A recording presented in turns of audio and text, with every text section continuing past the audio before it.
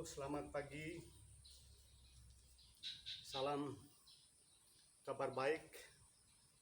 Hari ini kita berjumpa kembali hari Rabu 6 Mei 2020. Saya berjemur di depan rumah sambil olahraga ringan. Olahraga ini ringan tapi mempunyai manfaat yang besar bila dilaksanakan secara rutin, kurang lebih 15 menit setiap melaksanakannya.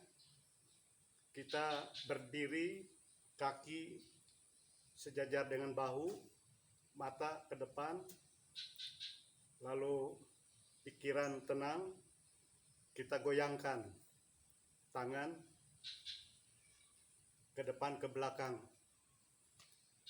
Bisa dihitung, kalau dengan hitungan kurang lebih 1000 sampai 1200 kali. Kalau diiringi dengan musik kira-kira 5 lagu. Dan kalau ada arloji atau jam, kita bisa sambil melihat. Goyang terus tanpa beban.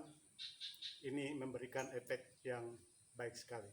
Nah, saudara-saudara, sambil berolahraga saya ingin berbagi kabar baik hari ini, yaitu dari kabar baik menurut Matius pasal 20 ayat 17 sampai ayat 28. Saya tidak membacanya, tapi saya harap saudara-saudara nanti bisa membacanya.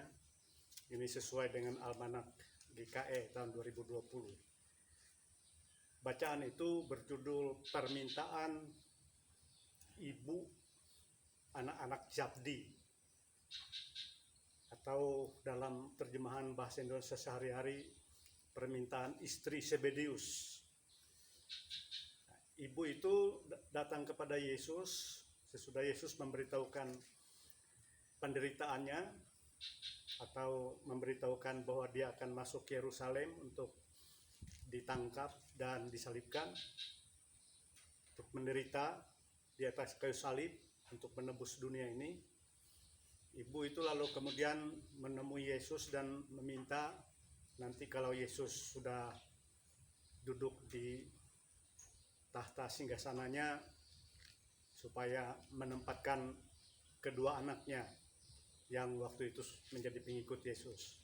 Dia minta satu di kiri, satu di kanan. Artinya dia minta supaya anak-anaknya itu mendapatkan tempat terhormat dekat sang bapa dan sang anak. Tapi Yesus mengatakan kepada ibu itu, kamu tidak tahu apa yang kamu minta. Sanggupkah kamu minum cawan ini? Lalu mereka bilang sanggup. Tapi Yesus bilang, ya memang betul, kalian akan minum, ambil bagian dalam cawan. Artinya ambil bagian dalam penderitaan Yesus, ambil bagian dalam kebangkitan Yesus. Tetapi untuk menentukan siapa yang ada di kiri, di kanan, atau siapa yang dekat dengan Allah, itu adalah urusan Allah sendiri. Bahkan Yesus sendiri tidak bisa melakukan hal itu. Dan Yesus tahu bahwa ibu itu menginginkan anaknya mendapatkan tempat terhormat, tempat yang istimewa. Tetapi bagi Yesus, tempat istimewa itu bukanlah dekat, duduk di kiri atau di kanan Allah atau di kiri kanan Yesus. Tapi tempat istimewa itu, kedudukan yang baik itu adalah apabila orang menjadi pemimpin dimanapun juga, mereka sebagai pemimpin bukan dilayani tetapi melayani. Menjadi pemimpin bukan untuk memerintahkan orang lain, bukan untuk menindas dan lain sebagainya, tetapi menjadi pemimpin itu adalah orang-orang yang justru memberikan kebahagiaan, sukacita bagi orang-orang yang dipimpin. Nah, itulah yang dimaksudkan oleh Yesus. Jadi pemimpin itu bukan untuk dilayani, tetapi harus untuk melayani. Itu prinsip kepemimpinan yang bersifat alkitabiah, yang sesuai dengan kehendak Tuhan. Saudara-saudara yang kekasih dalam Tuhan, kita ini masing-masing adalah pemimpin dalam aras kita masing-masing. Paling tidak pemimpin bagi diri sendiri, pemimpin bagi keluarga, pemimpin dimanapun kita berada. Disitulah kita harus menerapkan prinsip kepemimpinan Kristen itu. Bukan untuk mencari kehormatan, bukan untuk mencari kuasa, untuk menindas atau menguasai orang lain, tetapi untuk melayani orang lain, untuk memberikan kebahagiaan, kemakmuran, sukacita kepada orang lain. Baru dengan demikian kita betul-betul mempunyai kedudukan yang istimewa di hadapan Tuhan.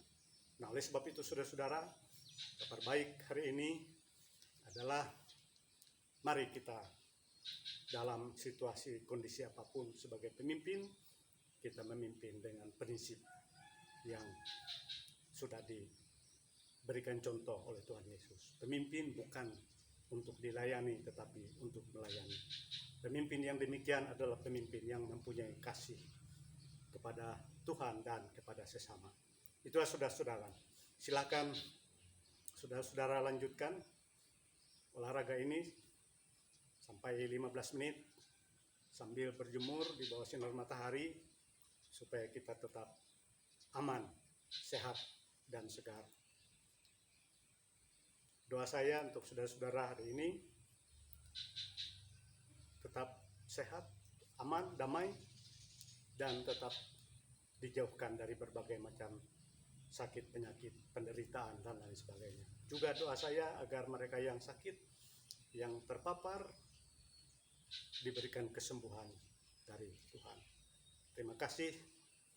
Tuhan Yesus memberkati kita semua.